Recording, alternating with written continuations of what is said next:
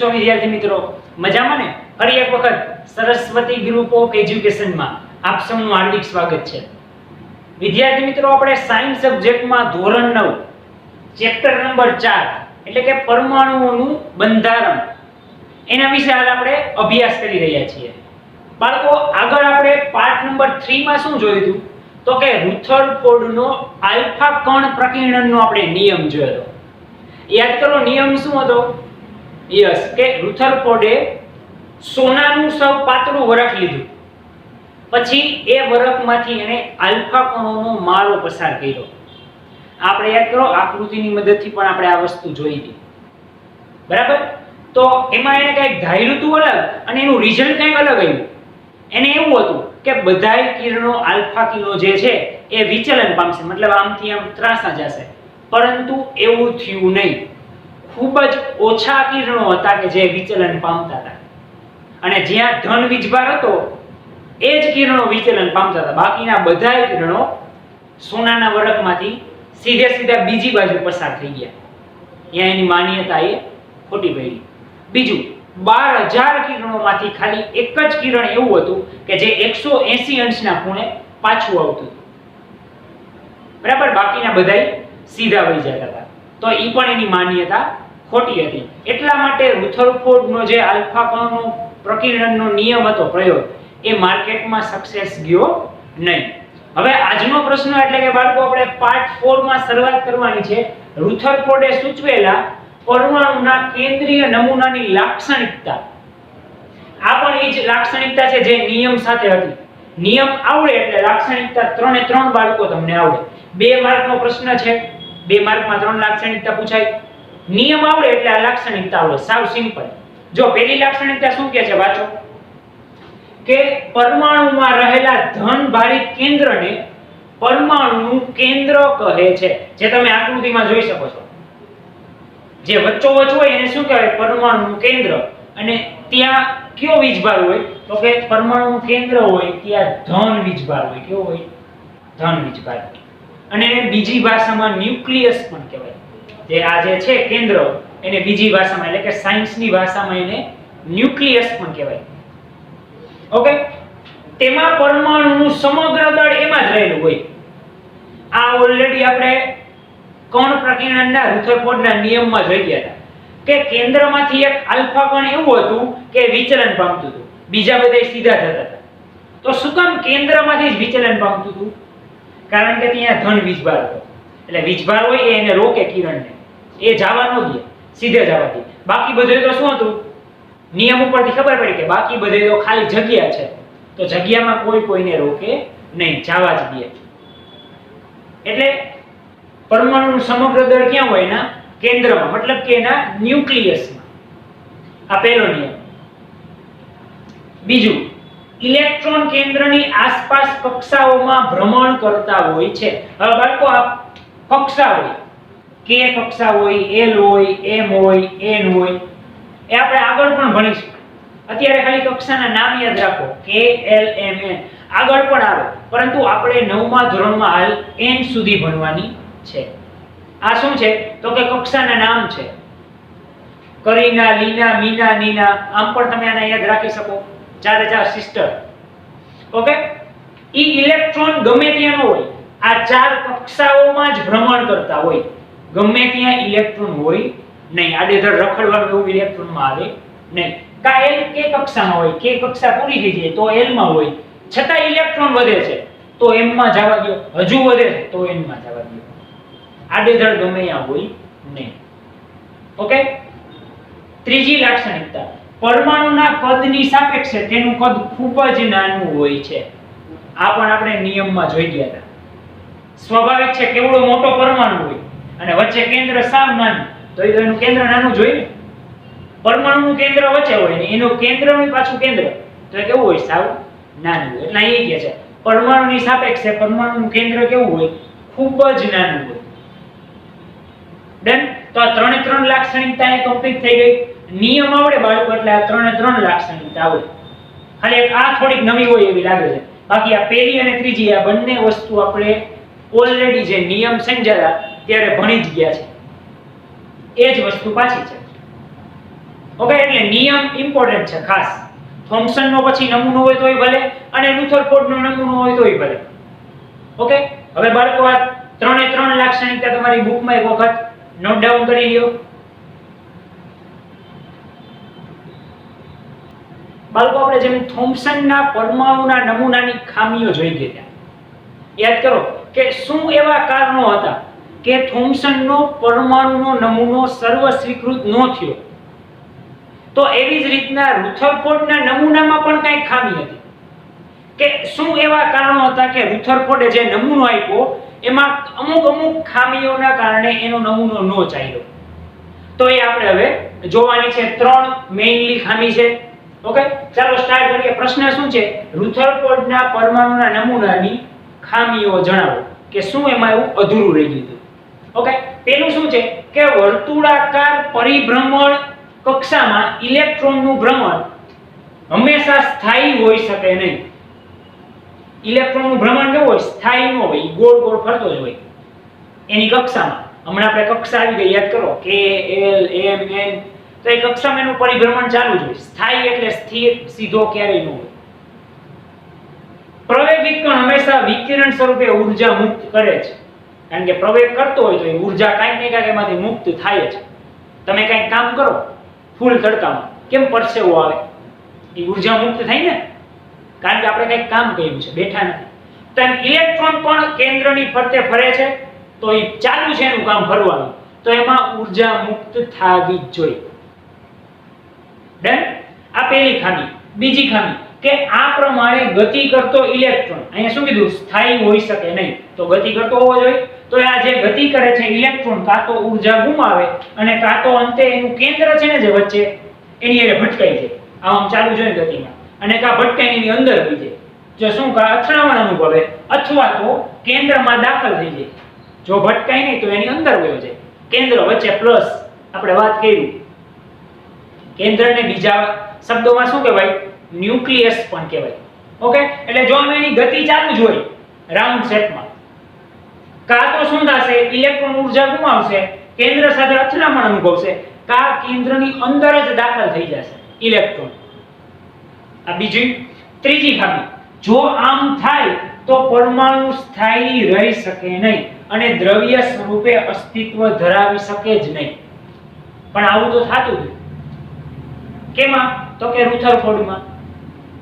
Done? એટલે રુથરફોર્ડની આ 3 ખામીઓને કારણે રુથરફોર્ડનો નમૂનો છે એ પણ થોમ્સનની જેમ એટલો બધો સર્વસ્વીકૃત થયો નહીં. પહેલી ખામી શું છે? કક્ષામાં ઇલેક્ટ્રોનનું ભ્રમણ સ્થાયી ન હોય, ચાલુ જોઈએ. ઇલેક્ટ્રોનનું ભ્રમણ ચાલુ હોય તો કાંઈક ને કાંઈક ઊર્જા મુક્ત થતી હોય. પછી તો કે ઇલેક્ટ્રોન ઊર્જા ગુમાવશે. હવે એની રાઉન્ડ શેપ ગતિ ચાલુ હશે, છેલ્લે કેન્દ્ર સાથે અથડામણ અનુભવશે, કા કેન્દ્રની અંદર વહી જશે. અને ત્રીજું, પરમાણુ સ્થાયી રહી શકે નહીં, તો દ્રવ્ય સ્વરૂપે ઊર્જા પણ ધરાવી શકે નહીં. ઓકે, આ 3 ખામીઓ છે બાળકો. કોની? તો કે રુથરફોર્ડના પરમાણુના નમૂનાની ખામીઓ. ઓકે, આ પણ બાળકો 2 માર્કમાં પૂછાઈ શકે. એક વખત તમારી બુકમાં 3 નોટ ડાઉન કરી લ્યો.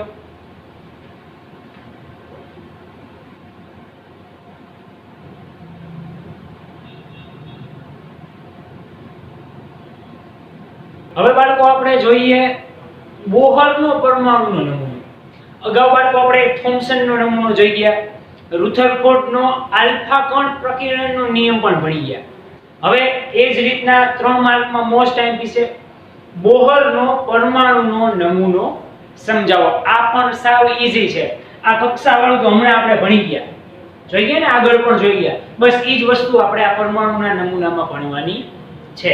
ઓકે, 2 માર્કમાં પૂછાય. પેલું શું કીધું એને પરમાણુના નમૂનામાં? કે પરમાણુમાં ઇલેક્ટ્રોનની સ્વતંત્ર કક્ષાઓ તરીકે ઓળખાતી અમુક ચોક્કસ કક્ષાઓને માન્ય કક્ષા તરીકે એને ગણી. કઈ કક્ષા છે? તો કે આ રહી K L M N. બરાબર? કે જેમાં ઇલેક્ટ્રોનની ગતિ ચાલુ હોય, પરિભ્રમણ ચાલુ હોય, તો એવી કક્ષાઓને એને ચોક્કસ ફિક્સ કક્ષા ગણી નાખી. હમણાં આપણે આગળ જોશું પણ. આ પહેલો એને નિયમ આપ્યો. ઓકે, બીજો નિયમ શું છે? સ્વતંત્ર કક્ષાઓમાં પરિભ્રમણ દરમિયાન, એટલે કે આ જે K કક્ષા છે તો એની સ્વતંત્ર થઈ, L આનાથી સ્વતંત્ર હોય, એમ આનાથી સ્વતંત્ર હોય, એકબીજાથી સ્વતંત્ર છે. એમાં બધાયમાં ઇલેક્ટ્રોન તો હશે જ. એ પરિભ્રમણ દરમિયાન એકેયમાં ઉર્જા મુક્ત કરતો નથી. આવું એને કીધું. એકેય કક્ષામાં છે એ પછી કોઈ પણ કક્ષા હોય, આનો ઇલેક્ટ્રોન હોય, આનો હોય, આનો હોય, એ ઇલેક્ટ્રોન રાઉન્ડ શેપમાં પરિભ્રમણ કરતો હશે. એ પરિભ્રમણ દરમિયાન ઉર્જા મુક્ત કરતો નથી. આવું કોણે કીધું? બોહરભાઈએ કીધું. ઓકે, આગળ જોઈએ. આ જે કક્ષા છે ને, તો આપણે નામ આપી છે આ કે એલ એમ એન, એને બીજા શબ્દોમાં તમે ઊર્જા સ્તર પણ કહી શકો છો. શું એનું નામ છે? ઊર્જા સ્તર. કક્ષા કયો તો પણ ચાલે, ઊર્જા સ્તર કયો, ઇટ્સ ઓકે, બંને એક જ છે. ઓકે, એટલે કક્ષાનું તમને એક માર્કમાં પણ પૂછાય એમસીક્યુ સ્વરૂપે કે કક્ષાને બીજા કયા નામથી ઓળખવામાં આવે છે. તેમાં નામ શું આવશે? ઊર્જા સ્તર. કારણ કે એમાં શું હશે? ઊર્જાઓના કારણે સ્તરમાં ઇલેક્ટ્રોન ગતિ કરતો હશે. ઓકે, તો આવી કક્ષા, આવા ઊર્જા સ્તર કેટલા છે? તો કે અત્યારે હાલ 4 છે.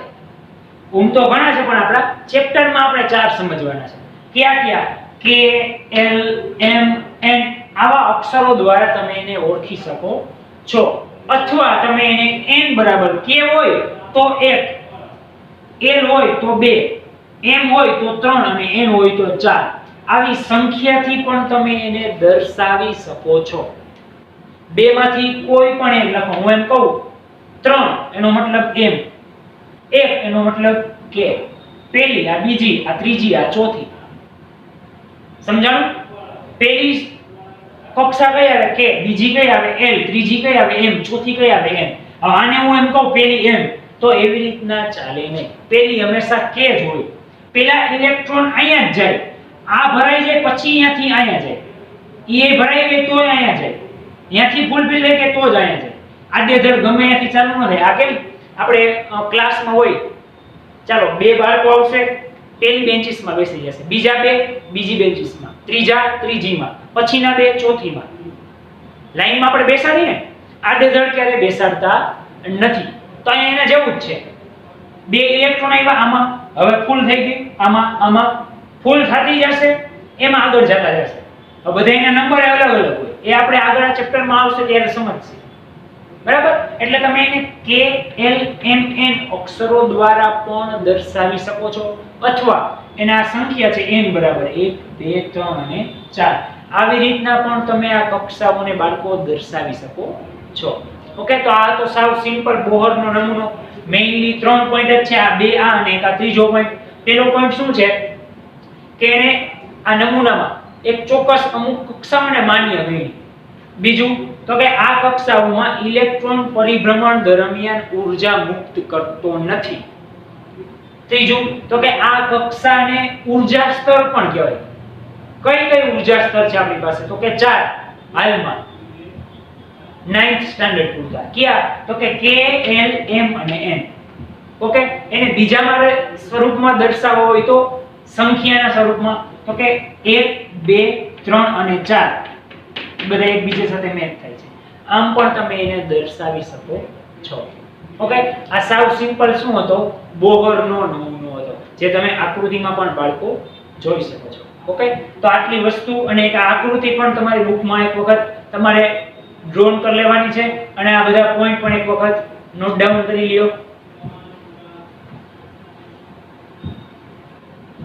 હવેના બાળકો 4 સાવ નાના નાના પ્રશ્ન છે અને સિમ્પલ છે. આગળ જે આપણે થિયરી ભણી ગયા, બરાબર, એ થિયરીને આધીન જ બધા પ્રશ્નો છે.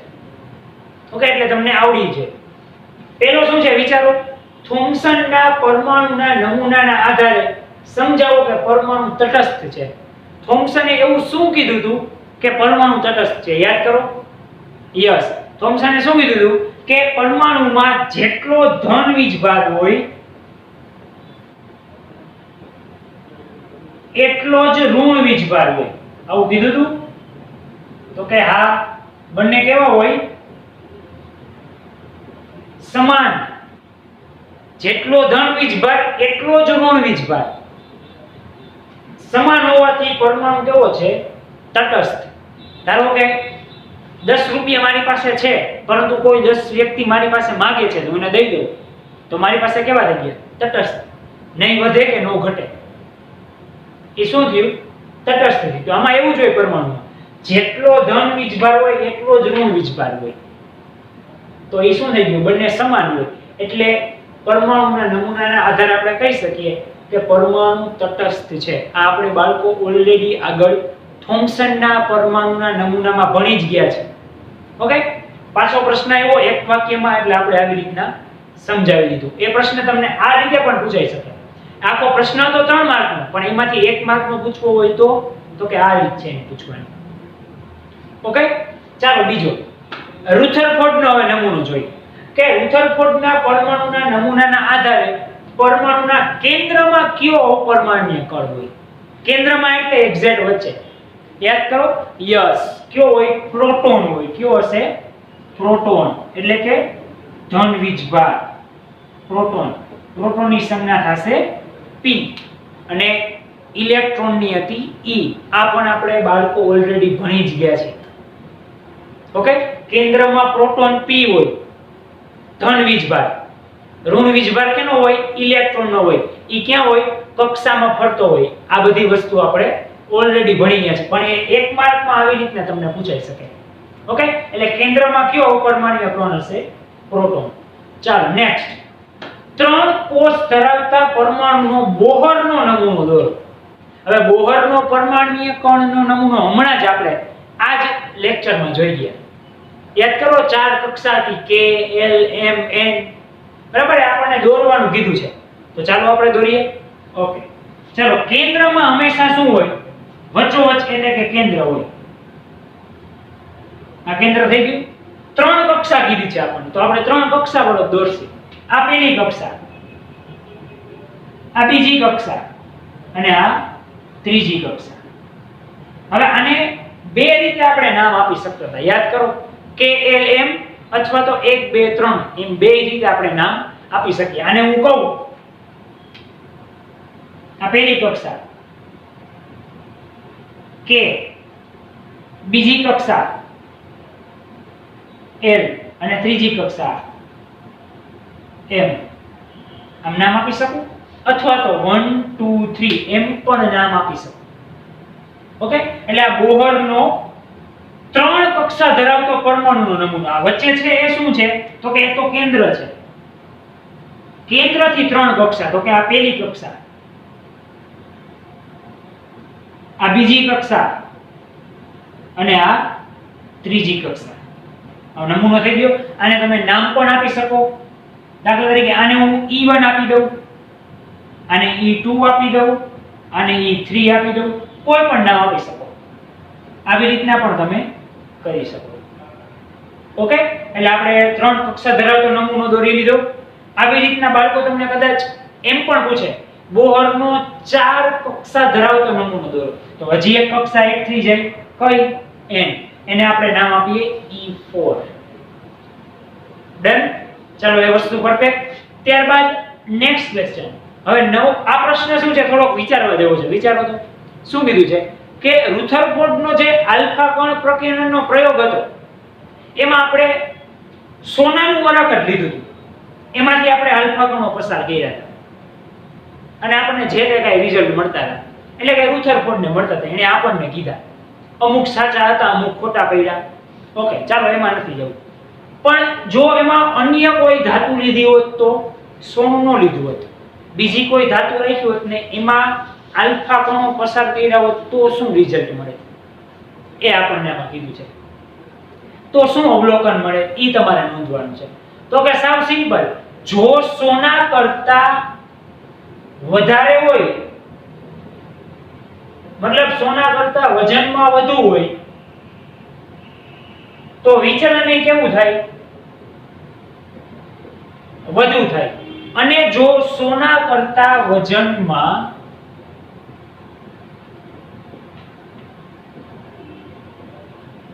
હલકી હોય, તો વિચલન એ કેવું થાય? ઓછું થાય. સ્વાભાવિક છે, કારણ કે વજનમાં અંદર કંઈક હશે તો કિરણો એને ભટકાશે અને તો વિચલન પામશે. પરંતુ કાંઈ હશે જ નહીં તો વિચલન પામશે નહીં. કિરણો ડાયરેક્ટ ક્યાં વહી જશે? બીજી બાજુ વહી જશે, એટલે કે આ બાજુ પસાર થઈ જશે. ઓકે, એટલે આ એનું રીઝન આવશે. ડન. આ ચારે ચાર સાવ સિમ્પલ પ્રશ્ન છે બાળકો. આ ઓલરેડી આપણે ભણી જ ગયા છીએ, પરંતુ પ્રશ્નની અંદરથી પ્રશ્ન કાઢેલા છે. આ બધા બબે 3-3 માર્કના આઈએમપી પ્રશ્ન હતા. એમાંથી કદાચ તમને 1 માર્કના પ્રશ્ન કઈ રીતે પૂછાઈ શકે, તો આ ચારે ચાર પ્રશ્નો પરથી તમને ખબર પડી જાય. તમારે આમ પણ આના જવાબ દેવાના હોય છે. ઓકે, આઈ હોપ કે આ ચારે ચાર પ્રશ્ન વ્યવસ્થિત તમને ક્લિયર સમજાઈ ગયા છે. એક વખત તમારી બુકમાં નોટ ડાઉન કરી લો બાળકો.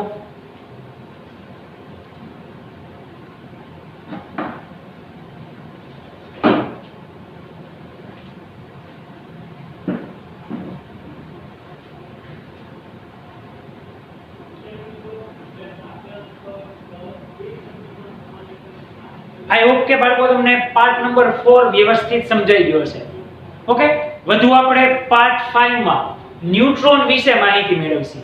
અત્યાર સુધી આપણે ઇલેક્ટ્રોન, પ્રોટોન આ બધી તો માહિતી મેળવી જ ગયા, પરંતુ હવે આપણે એક નવા પરમાણુ તરફ આગળ વધીશું. અને હોમવર્કમાં બાળકો તમારા જેટલી સ્લાઇડ આવેલી છે એ 2 વખત લખવાની છે. ઓકે, તો પાર્ટ 5 માં આપણે નવી થિયરી સાથે મળીશું. Thank you.